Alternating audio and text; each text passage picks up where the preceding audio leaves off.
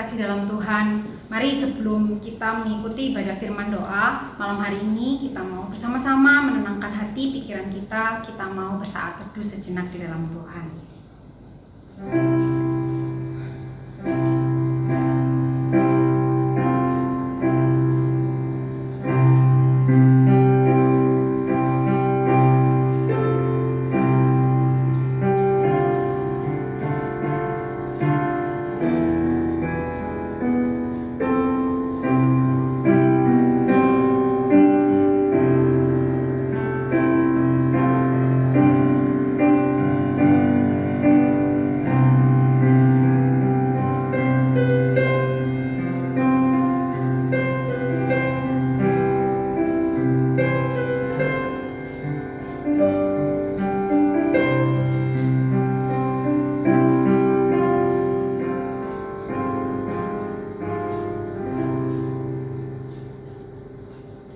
Bapak Ibu Saudara, hari demi hari, bulan demi bulan boleh kita lalui. Mungkin ada banyak sekali hal yang terjadi dalam kehidupan kita yang sering membuat kita bingung dengan segala pertanyaan. Berapa lama lagi? Mengapa hal ini terjadi? Dan lain sebagainya. Banyak hal yang terjadi dalam kehidupan kita dan kita nggak ngerti apa maksud Tuhan dalam kehidupan kita. Mari saat ini kita mau sama-sama pujikan Bapak Ibu Saudara dari PKJ 241. Tak ku tahu kan hari esok, namun langkahku tegap, bukan surya ku harapkan karena surya akan lenyap, tapi biarlah tangan Tuhan yang selalu memegang kehidupan kita. Mari kita pujikan lagu.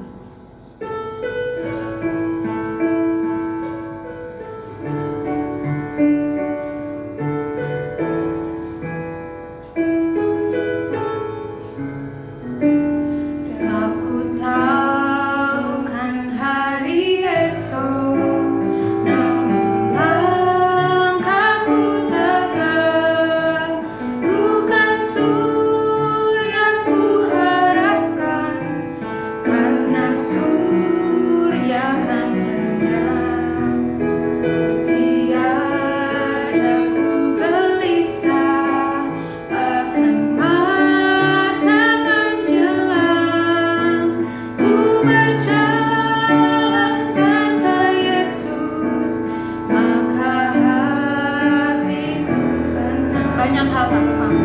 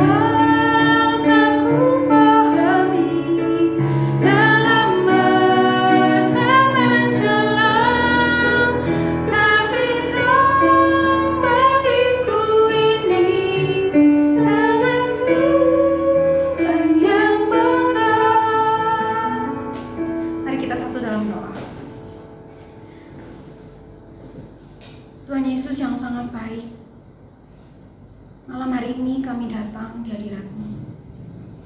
Terima kasih banyak Tuhan untuk setiap kasih, karunia, dan anugerah Tuhan yang selalu cukup untuk setiap kami hari demi hari.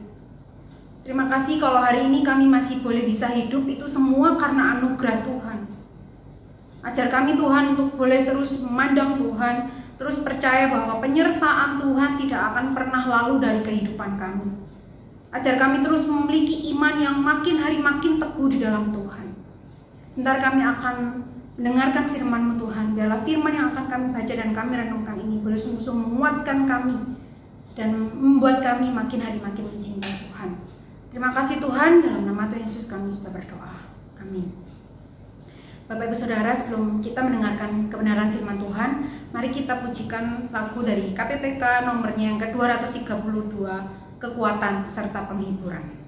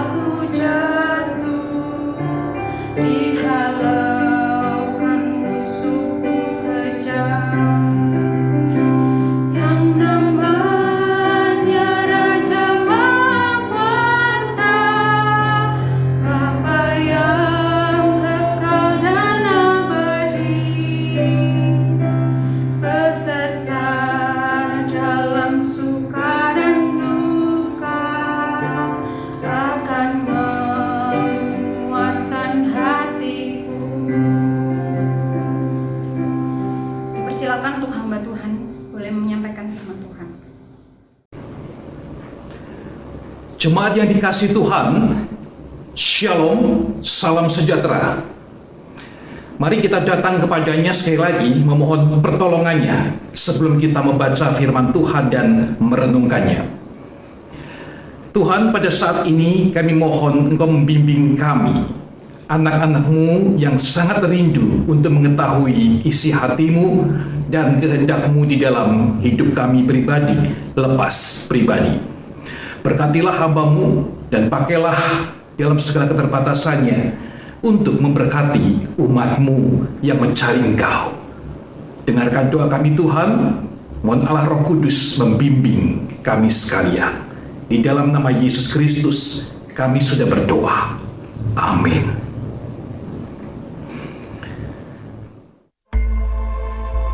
Pada waktu itu hal kerajaan sorga seumpama 10 gadis yang mengambil pelitanya dan pergi menyongsong mempelai laki-laki. 5 di antaranya bodoh dan 5 bijaksana. Gadis-gadis yang bodoh itu membawa pelitanya, tetapi tidak membawa minyak. Sedangkan gadis-gadis yang bijaksana itu membawa pelitanya dan juga minyak dalam buli-buli mereka. Tetapi karena mempelai itu lama tidak datang-datang juga, mengantuklah mereka semua lalu tertidur. Waktu tengah malam, terdengarlah suara orang berseru, "Mempelai datang, songsonglah dia!" Gadis-gadis itu pun bangun semuanya lalu membereskan pelita mereka. Gadis-gadis yang bodoh berkata kepada gadis-gadis yang bijaksana, "Berikanlah kami sedikit dari minyakmu itu, sebab pelita kami hampir padam." Tetapi jawab gadis-gadis yang bijaksana itu, "Tidak, nanti tidak cukup untuk kami dan untuk kamu. Lebih baik kamu pergi kepada penjual minyak dan beli di situ."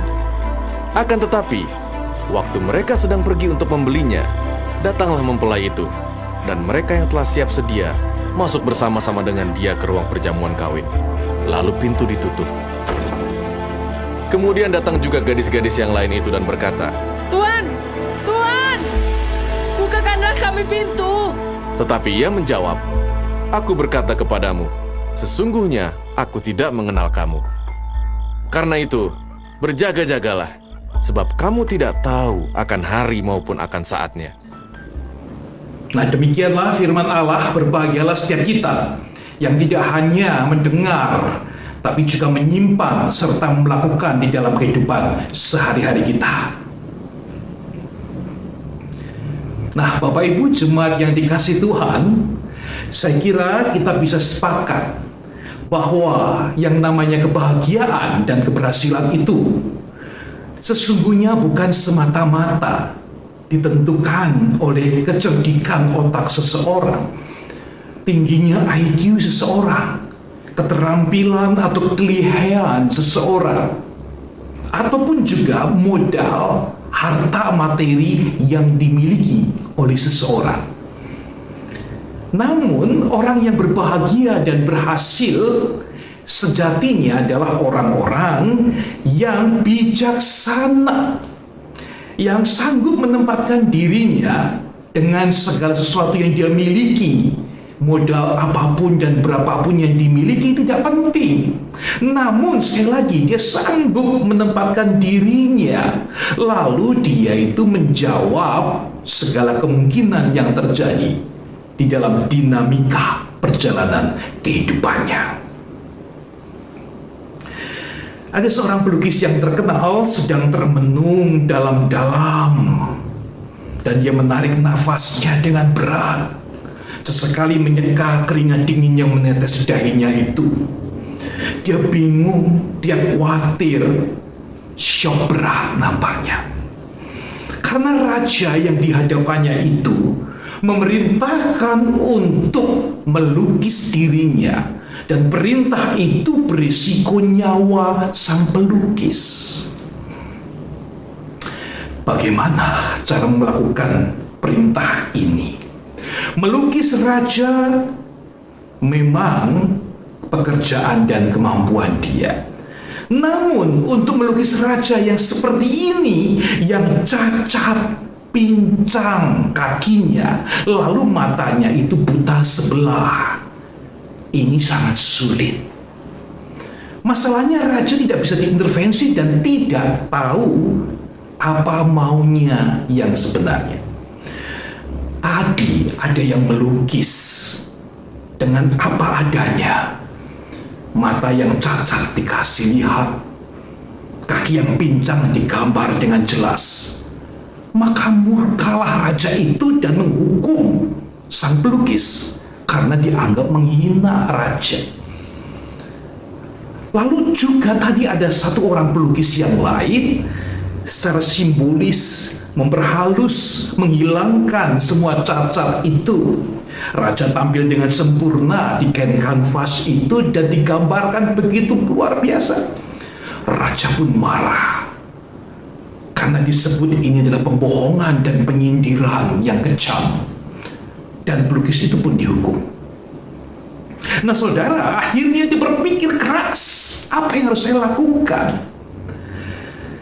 Akhirnya dia mengambil alat-alat lukisnya dan dia menggambar raja itu. Dia menempatkan raja itu di satu tempat medan pertempuran yang sengit sedang bergolak. Raja di atas kereta perangnya, kakinya yang pincang bertumpu pada bangku di kereta perang. Lalu tangannya itu sedang memegang satu busur panah, dan kemudian matanya yang memang sudah buta satu itu menutup, membidik sasaran musuh-musuhnya itu. Nah itulah yang diabadikan sang pelukis, dan luar biasa gagah. Raja yang mengalami cacat namun tampil dengan begitu gagah. Sang raja puas. Raja memberikan hadiah yang besar untuk pelukis yang bijaksana itu. Nah, Bapak Ibu yang kasih Tuhan Yesus, tidak mudah menjadi seorang yang bijaksana, bukan? Karena dia sanggup untuk menempatkan dirinya dan memakai semua modal yang dimilikinya, segala keterbatasannya, untuk menjawab tantangan di dalam perjalanan hidupnya yang penuh dengan perubahan itu. 10 gadis yang menjalankan tradisi Yahudi masa itu, yaitu menyambut datangnya mempelai laki-laki dengan pelita yang menyala. Pastilah mereka sudah merupakan orang-orang pilihan, gadis-gadis yang berbeda dari yang lainnya yang mendapatkan pemilihan khusus. Ada kriteria, ada standar, ukuran, ada harapan yang diberikan atas mereka bersepuluh itu.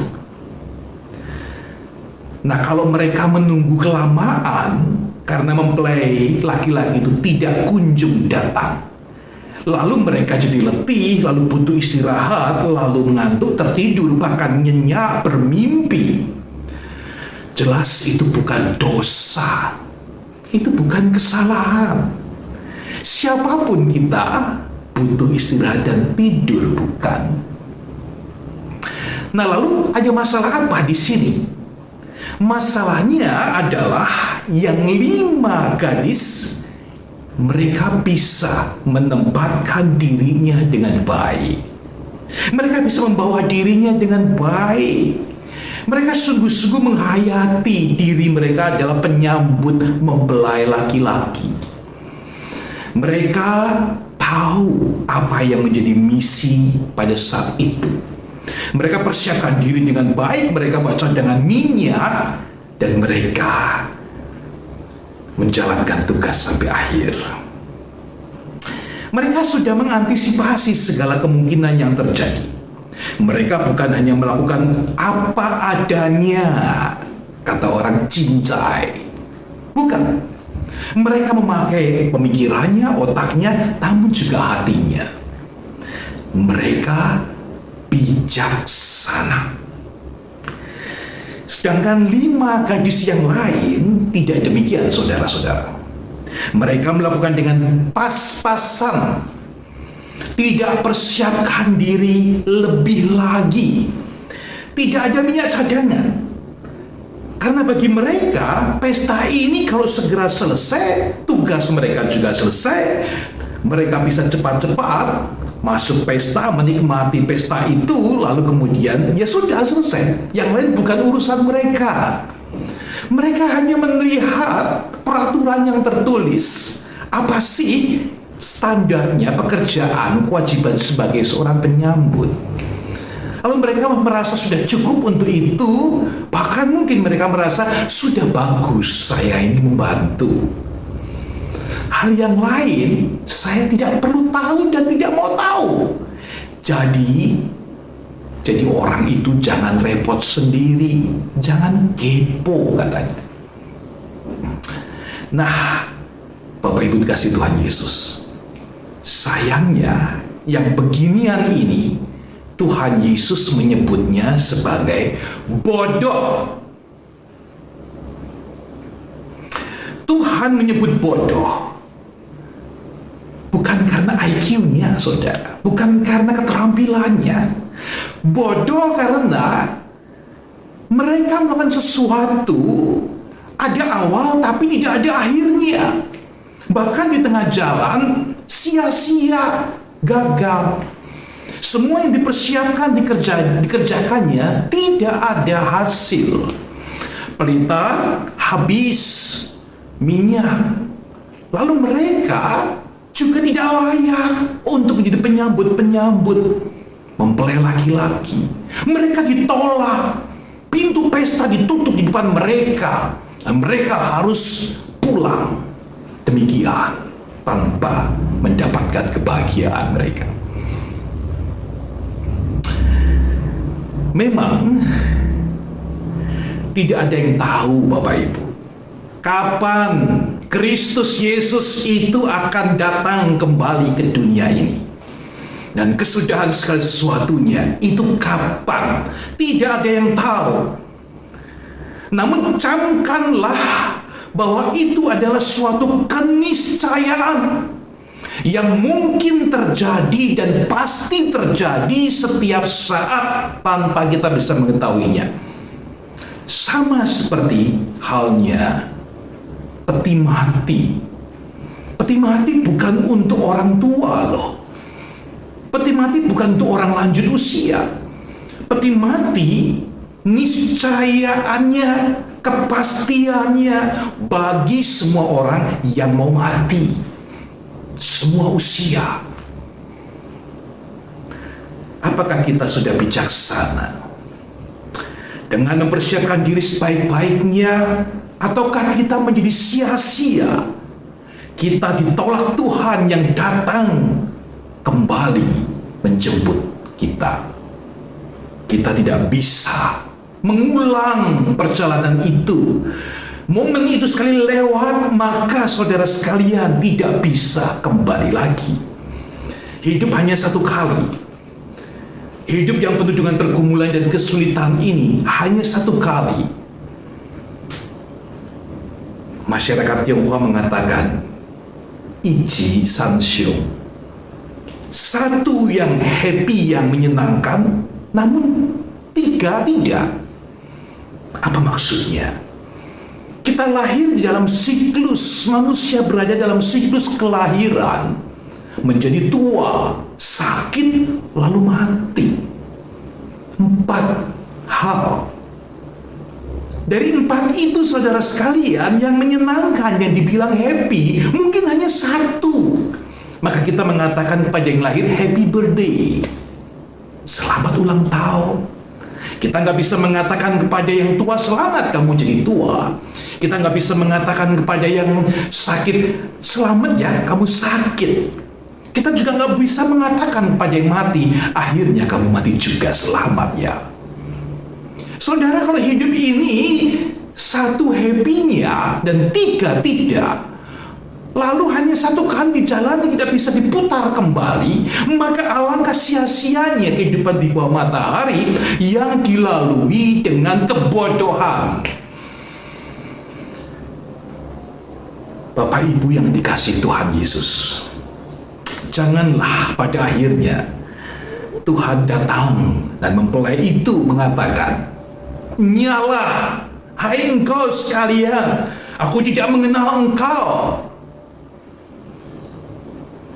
Mohon Tuhan berbelas kasihan kepada kita.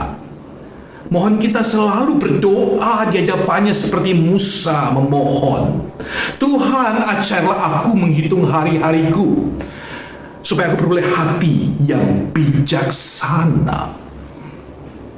Jemaat yang dikasihi Tuhan, selanjutnya bagaimana bagian kita untuk menjadi umat yang bijaksana? Apa saja yang ada di dalam bijaksana itu? Tentunya itu adalah suatu paket bijaksana, bukan karena usaha kita, namun paket bijaksana yang kita persembahkan untuk Tuhan. Atas rasa syukur, anugerah keselamatan yang Tuhan berikan, maka kita mempersembahkan hidup yang bijaksana untuk kemuliaan Dia. Tuhan Yesus menunjukkan kebijaksanaan 5 gadis penyambut mempelai pria itu dengan cara bersiap sedia. Diumpamakan dengan membawa persediaan minyak, sehingga piala pelitanya tetap menyala. Nah, saudara sekalian, ini bukan masalah, sekali lagi, pengalaman, pinter, bodoh, modal, apapun juga. Tapi ini adalah rasa syukur, rasa orang-orang yang menerima anugerah Tuhan, yang mendapat kepercayaan, maka mereka menghargai kehidupan itu dengan melakukan yang terbaik. Jadi bukan terpaksa, bukan sekedar mengikuti tradisi, aturan yang ada. Namun kebahagiaan sang mempelai adalah kebahagiaan dia. Kebahagiaan Allah adalah kebahagiaan kita, anak-anaknya. Sudah sewajarnya kalau kita memberikan semua persembahan itu, hidup kita hanya untuk menyenangkan Dia. Nabi Amos di dalam kitab Perjanjian Lama dipakai Tuhan untuk menegur dengan keras umat Israel, yang juga saat itu diibaratkan sebagai anak dara atau gadis-gadis yang tidak hanya bodoh, namun juga mengalami kejatuhan. Amos pasal 5 ayat 1 dan 2. Dengarkan perkataan ini. Lalu ayat kedua dikatakan, telah rebah, tidak akan bangkit-bangkit lagi anak darah Israel. Terkapar di atas tanahnya dan tidak ada yang membangkitkannya. Saudara, hari Tuhan kedatangannya menjadi kegelapan dan mengerikan sekali. Amos memperlihatkan itu semua sebagai suatu hal yang janganlah terjadi sebetulnya. Namun umat Israel di dalam ketegaran hatinya, keras hati, tegar tengkuknya, mereka mengalami kejatuhan yang semacam itu. Mereka umat yang luar biasa. Mereka beribadah dengan megah kepada Allah. Mereka punya ritual dan seremonial yang hebat, tidak dimiliki bangsa-bangsa lain. Namun hatinya jauh dari Tuhan. Tidak ada hati di sana. Tuhan marah. Tuhan peringatkan. Nah, mereka keras hati, Tuhan hukum. Sebagai orang yang beribadah, janganlah palsu. Pikiranmu, hatimu, segala keberadaanmu harusnya ada di sana. Buktikan kepada sesama umat Allah, tetanggamu, saudaramu. Kasihilah mereka. Dan itu tidak ditemukan pada diri umat Allah. Hari ini, mari kita memeriksa kehidupan kita. Marilah kita menjadi pribadi-pribadi yang bijaksana. Dan ini pelajaran seumur hidup bersama dengan Tuhan yang memimpin kita. Dalam kisah pelukis yang bijak tadi, dia melukis raja yang unik itu. Pelukis tidak hanya memakai otaknya, keterampilannya, pengalamannya, namun dia memiliki hati. Dia memakai hatinya dan dia ingin bagaimana supaya sang raja yang walaupun tidak menyenangkan bagi dia itu dan mengancamnya, raja itu dipuaskan. Jemaat Tuhan, dalam kisah hidup kita yang nyata ini, apakah saudara dan saya juga memakai hati yang satu ini untuk sepenuhnya mengasihi dan memberikan perhatian kepada raja di atas segala raja? Apakah kita dengan sungguh-sungguh beribadah dan menyenangkan hati Kristus, Tuhan Juru Selamat yang menyelamatkan kita, dengan rasa syukur, dengan sukacita, kita melakukan yang terbaik untuk Tuhan. Sekali lagi, mari kita belajar menjadi bijaksana. Orang bijaksana takut akan Tuhan. Demikian Amsal katakan. Orang bijaksana takut kepada Tuhan, yang berarti mencintai Tuhan, tapi juga menghormati Tuhan, menjadi satu. Itulah bijaksana. Bapak Ibu yang dikasihi Tuhan, orang bijaksana hatinya selalu ingin berdekat dengan Tuhan, merindukan hubungan yang dekat dengan Tuhan, bahkan menantikan agar Tuhan kembali segera datang. Hari ini mungkin banyak anak Tuhan yang sangat rohani, begitu ritualistik, memberikan kesan kepada kita betapa rohani bajiknya mereka, namun tidak bijak. Karena mereka tidak bisa membawa kehidupannya, menempatkannya di depan Tuhan dengan tepat. Mereka tidak memiliki hati yang sungguh-sungguh mencintai Tuhan. Walaupun mulutnya mungkin begitu dekat, performanya begitu meyakinkan, sangat rohani, malaikat pun di surga melihat menjadi minder, saudara. Namun Tuhan tahu mereka bukan orang yang menyenangkan hatinya. Seorang yang matang rohaninya, Seorang yang sungguh-sungguh dewasa spiritualitasnya adalah orang yang bijaksana, yang sanggup berdoa pada Tuhan, mohon Tuhan datang segera, mohon Tuhan menjemputnya, mohon Tuhan memulihkan dunia ini, mohon Tuhan memakai saya untuk menjadi berkat dimanapun saya berada. Wahai orang-orang bijak di dalam kasih karunia Tuhan, apakah saudara melihat sekitar kita mereka yang memerlukan uluran tangan kita? Apakah yang sudah kita berikan, lakukan untuk mereka? Wahai orang-orang bijak, apakah kita melihat mereka yang sedang berjalan di dalam bayang-bayang kekelaman, jauh dari keselamatan di dalam Kristus, belum mendengarkan keselamatan berita Injil? Sudahkah kita menyampaikan berita Injil itu yang otentik, yang hidup untuk mereka?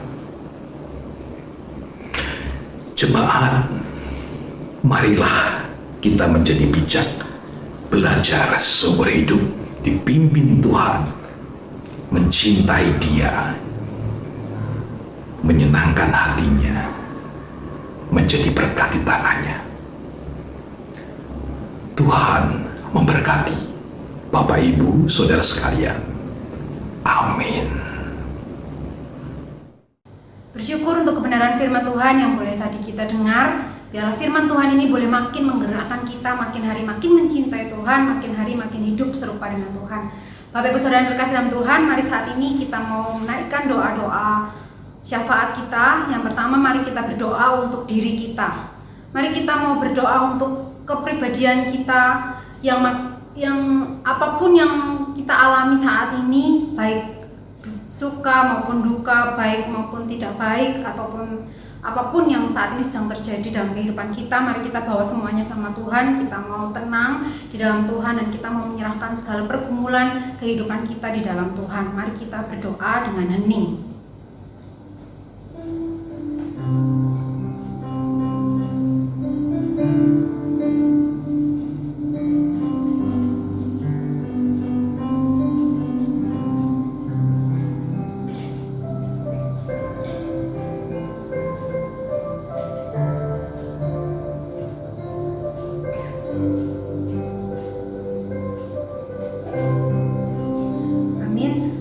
Pokok doa yang kedua, mari kita berdoa untuk para hamba Tuhan.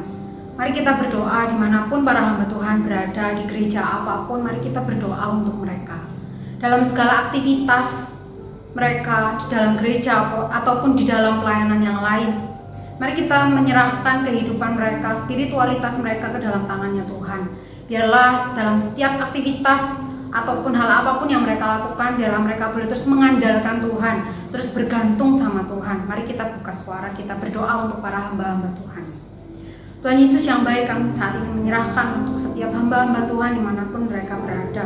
Biarlah kiranya Tuhan sendiri akan terus menolong mereka, menopang mereka, memampukan mereka dalam setiap aktivitas, kegiatan, masalah, pergumulan, atau apapun yang saat ini menjadi hal yang mereka gumulkan. Biarlah kiranya Tuhan sendiri akan beranugerah, Tuhan sendiri akan terus menolong dan menopang kehidupan mereka, supaya mereka boleh terus makin hari makin mencintai Tuhan lewat setiap aktivitas yang mereka kerjakan. Dan biarlah kiranya Tuhan sendiri akan terus menolong spiritualitas mereka ya Tuhan. Biarlah setiap hal yang mereka lakukan, biarlah mereka boleh terus mengandalkan Tuhan, terus bergantung total hanya sama Tuhan. Kami menyerahkan para hamba-hamba Tuhan dalam tangannya Tuhan, dan kiranya Tuhan sendiri akan terus menopang dan menolong kehidupan mereka. Terima kasih banyak Tuhan. Amin. Mari saat ini kita juga mau berdoa untuk pokok doa yang ketiga. Kita mau berdoa untuk para misionaris. Bapak Ibu, jika ada yang mengetahui namanya, mari kita sebut namanya. Mereka yang melayani di garis depan untuk setiap orang-orang yang masih belum percaya sama Tuhan. Mari kita berdoa untuk mereka, supaya mereka terus memiliki hati yang berkobar-kobar untuk melayani Tuhan. Kita juga mau berdoa untuk diri kita yang masih belum memiliki kegerakan untuk memberitakan firman Tuhan. Biarlah kita juga boleh memiliki hati yang sama untuk kita boleh juga memberitakan firman Tuhan kepada orang-orang yang masih belum percaya. Mari kita bawa doa untuk misionaris dan diri kita. Mari kita buka suara. Tuhan, saat ini kami juga mau menyerahkan untuk setiap para misionaris dimanapun mereka berada. Kami menyerahkan Tuhan untuk setiap hal yang saat ini menjadi pergumulan mereka, kesusahan mereka, dan kekurangan mereka di tempat mereka saat ini ditempatkan. Tuhan, kiranya Tuhan sendiri akan terus mampukan mereka supaya mereka boleh melayani Tuhan dengan segenap hati mereka, melayani dengan berkobar-kobar ya Tuhan, karena tahu bahwa Tuhan terus menolong dan menopang kehidupan mereka. Susah iya, capek iya, tapi kami percaya Tuhan sendiri akan terus memampukan mereka untuk mereka boleh terus melayani Tuhan, terus memberitakan firman Tuhan, supaya setiap orang yang mereka beritakan, supaya setiap orang yang mendengar firman Tuhan boleh sungguh-sungguh Tuhan gerakkan dan Tuhan berikan belas kasih kepada mereka untuk mereka boleh percaya kepada Tuhan. Saat ini kami juga mau berdoa Tuhan untuk setiap kami yang masih belum mau memberitakan firman Tuhan kepada orang-orang yang masih belum percaya. Biarlah kiranya Tuhan sendiri akan memberikan hati yang mau seperti hati Tuhan, mata seperti mata Tuhan, tangan seperti tangan Tuhan, dan gaya hidup seperti gaya hidup Tuhan. Sehingga kehidupan kami Tuhan boleh sungguh-sungguh memancarkan terang kasih-Mu, sehingga kehidupan kami boleh sungguh-sungguh mau menyuarakan kebenaran di tengah bangsa, di tengah dunia yang masih belum mengenal Tuhan. Kami menyerahkan Tuhan doa ini ke dalam tangan-Nya Tuhan. Tuhan Yesus yang sangat baik, kami menyerahkan untuk setiap pokok-pokok doa yang tadi sudah boleh kami naikkan. Biarlah pokok doa ini boleh Tuhan dengar sesuai dengan waktu dan kehendak-Nya Tuhan.